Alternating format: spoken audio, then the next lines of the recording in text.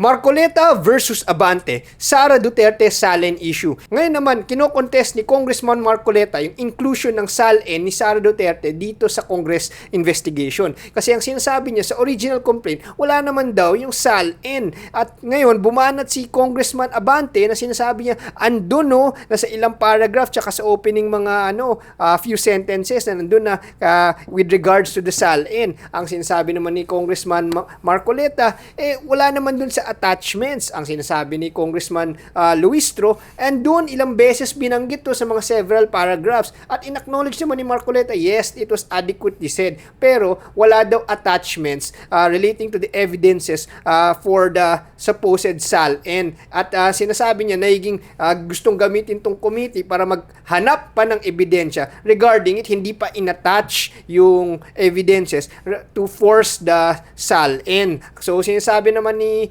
Congressman Luistro, well, if you would like to raise that in court, then that's something you should do. But sinabi niya, no, not me, but maybe some other party can do that. So ngayon naman, ano nakikita mo dito, Dad? Well, kasi nga, ang katulad sinasabi natin, ang impeachment process kasi, hindi lang naman siya legal process o judicial process, no? Ito ay basically a political process with a judicial responsibility or judicial direction, no? So, ang pagkakaiba kasi, pagka legal kasi ang pinag-uusapan, yung sinasabi ni Congressman Marcoleta na tinetechnical niya yung issues, no? Pero kasi ang impeachment nga is basically political. When say political, may perception to ng public kasi mga mangguhusga at mga naglilitis, mga politiko. So therefore, they're very sensitive to public perception. So yun ang issue kasi dito. Ngayon, pangalawa, siguro kung titingnan lang natin yung talakayan nila, kasi parang ang ini-insist ni Congressman Marcoleta, yung technical na hindi naka-attach yung statement of assets and liabilities and net worth, no? Yun ang sinasabi. So yun ang sina-challenge niya. Pero ang point kasi dito, bilang mambabatas, bilang a public official, talagang may responsibilidad ka, pananagutan ka na isumite mo yon. Dapat public, public document na nga yun, di ba? Kaya nga pagka wini-withhold mo yon, parang meron kang itinatago. Yun ang punto de vista kasi dito. So, the mere fact na parang sina-challenge mo yun na isang public document, parang ang meron kang tinatago o ayaw mong ipakita. O kung gusto mo man ipakita, parang hindi ka sigurado kung tama o mali yung naisumite roon. No? So yun ang una doon. Pangalawa, kasi nga sinasabi dito, ang mahirap kasi dito, no, ang kine-question mga anti-money laundering officials, no, na nakikita nila yung money trail. Yung money trail kasi sa akin, yan ang pinakamabigat na pruweba o ebidensya laban sa isang tao. No? Kasi kung ano yung mga perang pumasok sa iyo at ano yung mga perang lumabas sa iyo. Kung nakita doon na napakalaki ng mga perang pumasok at lumabas, yun ang kinakailangan ipaliwanag. Siguro dapat yun ang pagtuunan ng pansin ng kampo nila Congressman Marcoleta at ni Vice President Sara Duterte. Kasi nga, kung ite-technical mo yung issues, hindi kayo mananalo diyan kasi yung mga mamamayan nanonood, hindi naman mga tanga. Ang ating mga kababayan, sabihin natin kahit na karamihan sa kanila ay kulang sa pinag-aralan, pero hindi sila mga tanga at hindi sila ganun kabobo na sinasabi. Mga matatalino rin ang mga mamamayang Pilipino. Hindi nga lamang sila nakapag-aral ng sapat, pero nauunawaan nila kung niloloko mo sila o nilalansin mo sila. Kaya nga sa akin, dapat ang depensa diyan, ipaliwanag na lang kung saan galing yung pera, paano ginastos yung pera, at mapatunayan na yung mga perang yun ginamit sa tama, hindi sa kalokohan o katiwalian, at galing yun sa mga tamang pinanggalingan, hindi sa mga kalokohan na pinanggalingan o sa mga korupsyon. Yun ang issue kasi dito Ang issue kasi dito, public perception.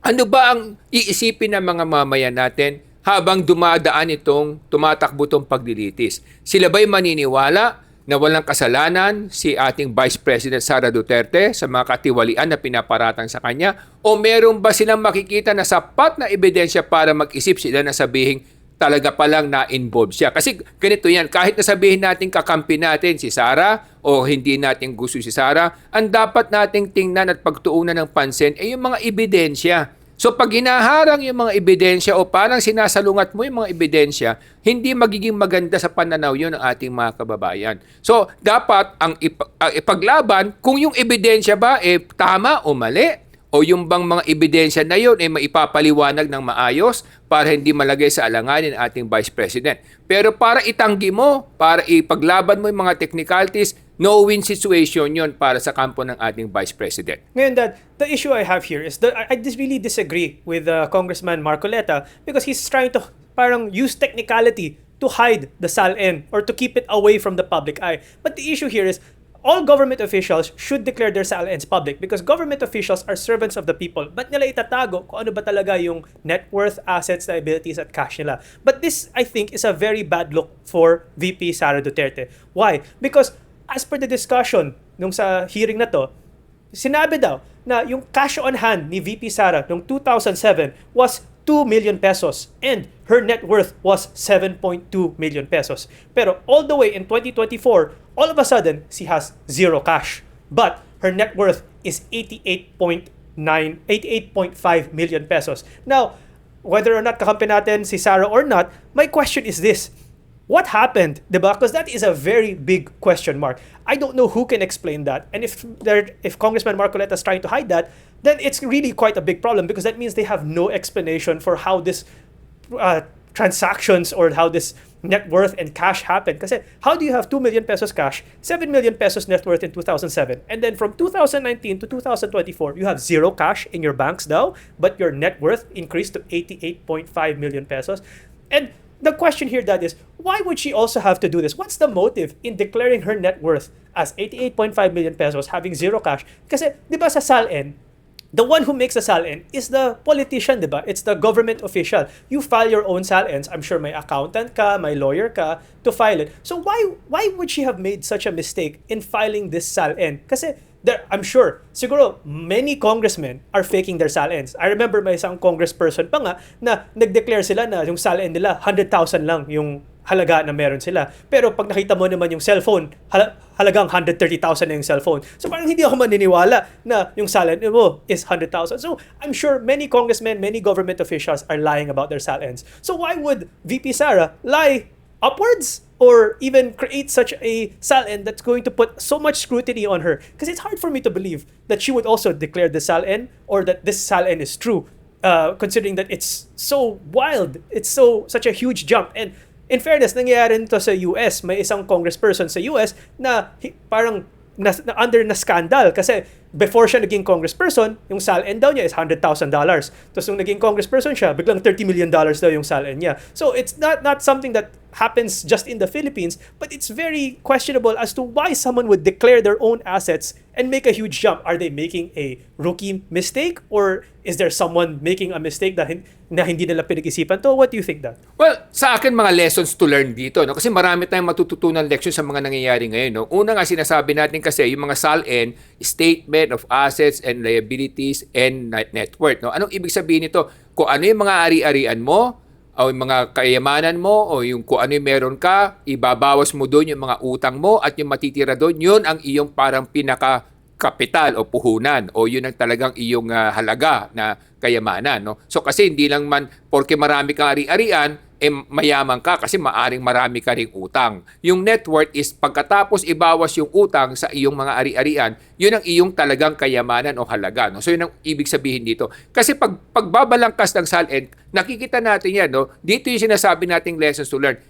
Halos lahat ng ating politiko, pinagagawa lang naman nila yan sa mga tao nila o mga accountant nila. No? At minsan, kung ano na lang yung ginawa o sinabi, o sige, pwede na yan. No? So yung carelessness na sinasabi natin, hindi sila nagiging masinop at maingat, hindi nila pinag-aaralan kung ano yung ginagawa nila. Kaya kalaunan sasabit talaga sila. Kasi nga, pag sinilip talaga, makikita mo yung butas. Marami dyan mga opisyal, hindi lang naman sa kongreso, sa mga mayor, sa mga councilor, na makikita natin yung mga SALN nila, talaga napakaliit minsan at yung kanilang mga sasakyan napakalaki naman. O minsan idideklara nila na napakalaki ng kanilang mga ari-arian para pagtakpan yung mga ginagawa nilang katiwalian. So maraming ganyan na nangyayari kaya nga siguro dapat ang ating matututunan dito, una, pag ikaw ay naglilingkod sa ating bayan, dapat aralin mo at suriin mo yung mga iyong sinusumiting dokumento at maging tapat ka na sabihin mo kung anong totoong ari-arian mo, utang mo at iyong halaga. Para sa ganun, hindi ka mapagsuspetsaan kalaunan ng mga katiwalian. Yun ang una dito. Pangalawa, leksyon sa atin lahat ng mga mamayan nito. Bilang isang mamayan, dapat matuto tayong magsaliksik at suriin yung mga sinasubmit ng ating mga hinahalal na politiko at tingnan natin, ihambing natin sa kanilang tunay na mga ari-arian. Meron niya magdideklara halimbawa na 5 milyon lang yung kanyang kayamanan. Pero yung sasakyan niya, makikita mo mahigit 10 milyon ang halaga. So doon pala makikita niyo na may mali nang ginagawa yung ating mga hinalal na iniluklok sa pwesto. So ito yung mga lessons learned dito. For the politicians, ang matututunan dito is huwag kayong maging careless. Dapat maging tapat kayo. Ilatag ninyo kung anong totoo para hindi kayo malagay sa alanganin. Pangalawa, sa mga maya, matuto kayong manuri at matuto kayong magsaliksik. And then balikan natin yung sinasabi mo, no, yung bakit biglang lumundag yung kayamanan niya na naging from 7 million, naging 88 million. So, marami kasing paliwanag yan. No? I don't want to prejudge the Vice President. Pero kung titingnan kasi natin, meron siyang asawa na abogado rin. Naghahanap buhay din yon. So, siyempre, pag mag-asawa yan, normally joint yan, yung assets and liabilities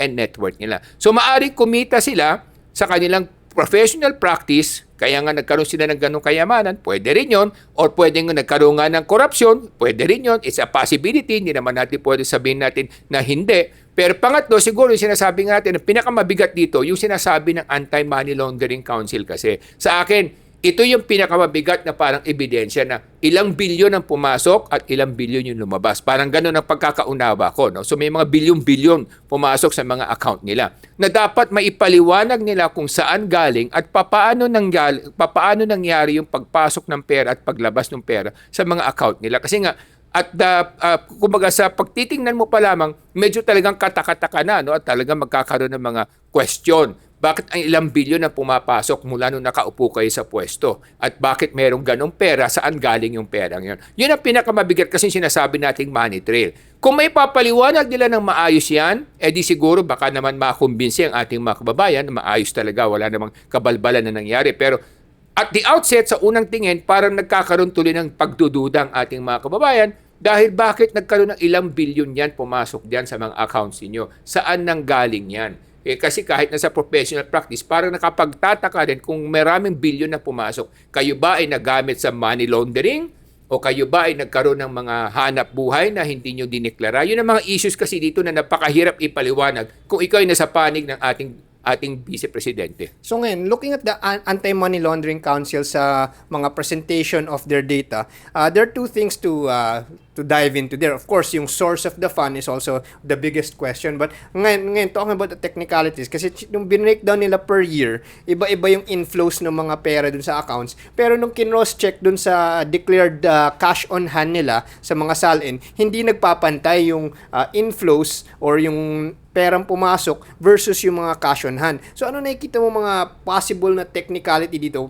Is this something na may kaso ba ito pag hindi nagpantay yung declaration sa SALN versus yung na-trace na cash na pumasok? Anong kaso yun, Dad? Definitely, kasi nga nag-mismatch di ba? Kahit naman sa BAR, di ba, ganun din, di ba? Pagka meron kang sinubmit na mga papeles o kung ito yung kinita mo, ito yung binenta mo, tapos nakita nila sa kanilang electronic computer filing na mas mataas doon, tapos kung hindi mo babayaran yung kakulangan na buwis, pwede kang kasuhan ng tax evasion, di ba? Ganon din ito, no? Kasi nga, meron kang pananagutan bilang public official, no, na nag-submit ka ng iyong mga SALN, pagkatapos hindi nagtutugma doon sa nakita mga pera sa account mo, dito pa lang medyo pwede ka na ma-technical dito, no, pwede ka na makasuhan, di ba? So yun ang mga sinasabi natin na kasi kadalasan sa ating mga politiko, pinagkakatiwala lang nila yan sa mga accountant nila. Sige, yan lang ilagay mo, okay na yan. Kasi nga sa tingin nila, very confident, yung sinasabi nating overconfident, di ba? Yun ang sinasabi natin sa buhay, di ba? Minsan, pag overconfident ka, doon nagkakaroon ng problema. Kaya dapat maging masinop ka. Saka siguro at the end of the day, pinaka-importante dito, ganito nga, di ba, may kasabihan, if you are not lying, then you don't have anything to worry about, di ba? But if you're lying and you're submitting false documents, then eventually it might catch up with you. It will catch up with you. No? So, ganun yun. So, that's why ang sinasabi natin, kung ikaw ay public official at papasok ka sa gobyerno para mangalap ng kayamanan, isipin mo na lamang ito. Talaga malalagay ka sa alanganin sooner or later. Kung hindi man sa mundong ito, malalagay ka sa alanganin dahil maharap ka sa impyerno. Yun ang patutunguhan nito kung ikaw ay may gagawing katiwalian. Dad, may suggestion ako, and what I believe is something that can help prevent corruption dito sa Pilipinas. And siguro correct me if I'm wrong here. But do you believe na kailangan ng Pilipinas na gumawa ng bagong departamento na ang sole purpose ng departamento na to is i-lifestyle check ang lahat ng government officials? Una, ikukumpara nila ang mga SALN ng bawat public official. Tapos sila mismo mag-investigate, magiging private or public investigator sila para makita at scrutinize ano ba yung ari-arian ng mga public officials. Kasi let's face it, may mga public officials, may mga mayors, may mga congressman na yung SALN nila is let's say 10 million pesos lamang. Pero pag lumalabas sila sa news, pag lumalabas sila sa event, yung watch pa lang nila halagang 25, 50 million pesos. Yung mga kotse pa nila halagang 25, 30, 45 million pesos. Pero andun sa SALN na sobrang baba, it's not justifiable sa kanilang sahod. So should we have this department cross-checking what do they own, what are they wearing, saan ba sila nakatira, why do they have these items? Kasi even though sasabihin nila, hindi, regalo lang naman tong watch na to or hiniram ko lang yung watch na to, that is not a justifiable explanation for them to be even in politics and having those items in question. Do you think we need to have this new department that will just investigate all the public officials and what they own? Well, kasi kung titingnan mo, meron naman tayong COA, Commission on Audit, no? Trabaho yun ng Commission Audit in reality. Pero kasi, when you say Commission on Audit, isa ngayon ang pamahalaan yan. At syempre, pag nagkikita-kita kayo, mga politiko at mga opisyal ng COA, nagiging magkakaibigan, so nagkakahiyaan na kaya hindi rin nagiging effective minsan yung kanilang implementation ng kanilang responsibilidad o kanilang authority, di ba? So pangalawa, siyempre, yung kanilang focus ng investigation, ang dami kasing mga sangay ng gobyerno, ang ino-audit nila yung mga agencies, mga different government departments. So hindi yung taong ino-audit nila. It's more of the different agencies and different cities or LGUs or government or national government entities, no? So that's the problem now. Nga kung magiging gobyerno yan, siyempre ang problema diyan, mai-impluwensyahan yan. So sa akin, I agree that there should be a lifestyle check commission. Pero this has to be composed by the private sector, from the church, from civic organizations, from community leaders, na magiging private at independent. Saka hindi siya national, pwede may national governing body, pero regional, no? Para sa ganon, yung mga regional lifestyle check commission na yan, sila yung titingin sa kanila mga mayor nila, governor nila, congressman nila, kung tama ba yung kanilang dinideklarang ari-arian, utang at kayamanan, kung iahambing mo sa kanilang mga gamit at sa kanilang mga nakikitang ari-arian. No? So dapat merong ganun kasi nga without that, minsan nabubulag yung ating mga kababayan. Di ba? Kasi sa ating kababayan, minsan pag gusto nila o kakampi nila yung tao, nagbubulag-bulagan na lang sila o nakikinabang sila kaya hindi na lang sila kumikibo. Pero again, once we do that, ang problema kasi sinasanla natin yung kinabukasan ng ating mga kabataan. But I agree, there should be a lifestyle check commission but composed by the private sector. But of course, recognized by the government, no? But the members should be, kumbaga rotating, 2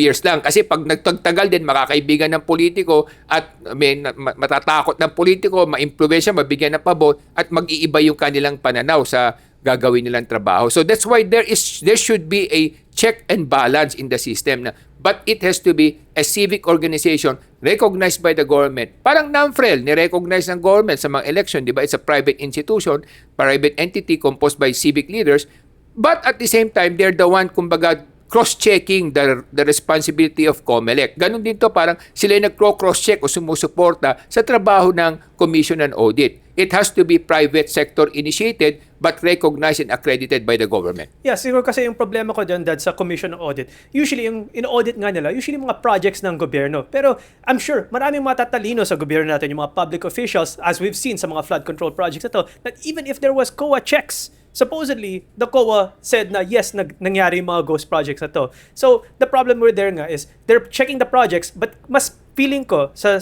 aking feeling, na mas madaling mahuli yung tao. Kasi, yes, na-fake yung project, yes, na-fake ng COA, but at one point or another, yung mga public officials, lumalabas sila with their fancy cars, fancy houses, and fancy watches, diba? So, isn't it easier to catch them? Should we actually make the Philippine system stricter na if what they have on their SALN doesn't match with what they actually own, let's say, again, they declare that they only have 10 million pesos in the bank, but they're wearing 50 million peso watches, driving 100 million peso cars, whatever, na immediately, these people should have their bank accounts frozen by the Anti-Money Laundering Council and that they should immediately be arrested and step down from position pending investigation? Correct. In fact, sa Singapore, ganyan ang ginagawa, no? Meron silang ganyan lifestyle check, no? Pag hindi nagtugma yung iyong sweldo sa iyong mga ari-arian at hindi mo na ipaliwanag na maayos, immediately, no? Kahit na wala pang kaso, talagang tanggal ka sa pwesto, no? So nangyayari yan sa ibang bayan like Singapore, no? Pero sa ating bansa kasi hindi pa napapatupad yan. That's why I'm saying dapat magkaroon tayo ng commission and lifestyle check para sa ganun mga public official, regional, provincial, local level, magkaroon ng ganyan mga parang private group na recognized by the government, no, na sila yung sisilip sa mga katiwalian ng ating mga opisyals na nahihalal. Kasi nga, kung titingnan mo, magkano lang ang sweldo halimbawa ng mga congressman, mayor, governor, no? Pero titingnan mo, 200,000, 300,000, kung sasabihin mo sa isang taon, mga 3 to 4 million lang yun. Pero yung mga sasakyan nila, 10 to 15 million, mga wetsuits nila, 25 million. Noon pa lang, iisipin mo na saan galing yung mga perang yun, di ba? Pero kaya lang, kadalasan sa ating mga kababayan, hindi na nila nakikita yun. Nakikita lang nila, ikaw gusto ko, may nakukuha kong biyaya sa'yo, ikaw pa rin susuportahan ko. Dahil parang sa kanila parang defeatist na, no? Defeatist attitude na. Anyway, kahit naman sinong iupo mo dyan, ganun din ang gagawin. Yun ang kanilang thinking. Kaya yun ang nakakasira din sa ating bayan. Kaya mga kabayan, napaka-importante ng edukasyon. Kasi tulad sa mga ibang bansa, tulad sa France, New Zealand, Japan, nakikita nila malayo pa lang, proposal pa lang, or nakikita nila yung mga political nila, leaders nila may ginagawang mali. Kino-call out na from the start, nag-rally from the start, hindi nila hinahayaan na lumago pa. Hindi tulad dito sa Pilipinas, nahalal na, tumagal na, nagkaroon na ng several generations na kaupo, paulit-ulit, na-impress na yung mga tao pagka binibiyayaan sila, tapos nagkaroon na ng mga skandalo, tsaka pala magigising, tapos bigla makakalimutan ulit, tapos ulit na naman. So, napapasok tayo sa isang cycle kasi hindi sapat ang edukasyon ng ating mga bumoboto, kaya maraming bumoboto pa rin ng mga taong nanlilin lang sa mga botante. Kaya napaka-importante ng edukasyon. Pag mataas ang edukasyon, mas maganda mapagpipilian ng ating mga kabayan. Para sa edukasyon, ako si Morgan Sain, yung coach ng bayan. Mga kababayan, we have to hold our leaders accountable and we have to scrutinize everything that all of our public officials do. And paano natin mas-scrutinize yun kung kulang ang edukasyon dito sa Pilipinas? Kaya ang layunin ng Ilocano Defenders Party List ay itaas ang antas ng edukasyon para gumanda ang kinabukasan ng bawat Pilipino. Ako po ay si Solomon Sai, ang inyong kuya ng bayan. Mga minamahal kong kababayan, meron po akong ibabahaging maikling kwento sa inyo. Meron pong isang gumagawa ng sabon na nagrereklamo sa isang pare. Ang sinasabi niya sa pare, anong halaga ng Kristyanismo o ng pananampalataya sa Panginoon kung napakarami pa rin Kristiyano sa ating bayan ang gumagawa ng mga katiwalian at mga kalokohan sa ating kapwa? Ang sagot ng pare, habang naglalakad sila, ang sagot niya sa gumagawa ng sabon, nakikita mo ba itong mga batang to na madudungis? Sabi niya, oo, Father, na hindi madudungis sila at mukhang hindi pa naligo. Ang ngayon, ang tanong ko sa iyo, anong kwenta ng sabon kung yung mga bata ay madudungis? Ibig sabihin dahil walang kwenta yung sabon. Pero ang sinabi niya, sagot niya sa Father, kasi Father, hindi naman sila naligo at hindi nila ginamit yung sabon. Kaya nga yun sinasabi niya, bilang Catholic country tayo, bilang Kristiyano, meron tayong pananagutan sa bawat isa, sa bawat kapwa sa ating bayan na maging mapanuri tayo sa ating mga patutunguhan at ating mga niluluklok at hinahalal sa pwesto. Kasi anong halaga na panayreklamo natin ng bayan natin na nasasadlak sa korupsyon at katiwalian kung tayo mismo ang nagluluklok sa kanila? Kung tayo mismo hindi natin ginagampanan ng ating pananagutan na suriin at saliksikin ang ating mga ilalagay sa pwesto. Mga kababayan, let's make the Philippines great again. And we can only do that if we will be responsible and become a diligent citizen who will choose and elect people who deserves or who will really serve our country, na uunahin ang kapakanan ng ating mga kababayan at ng ating sambayanan. Ako po si Michael Sa, inyong dad ng bayan.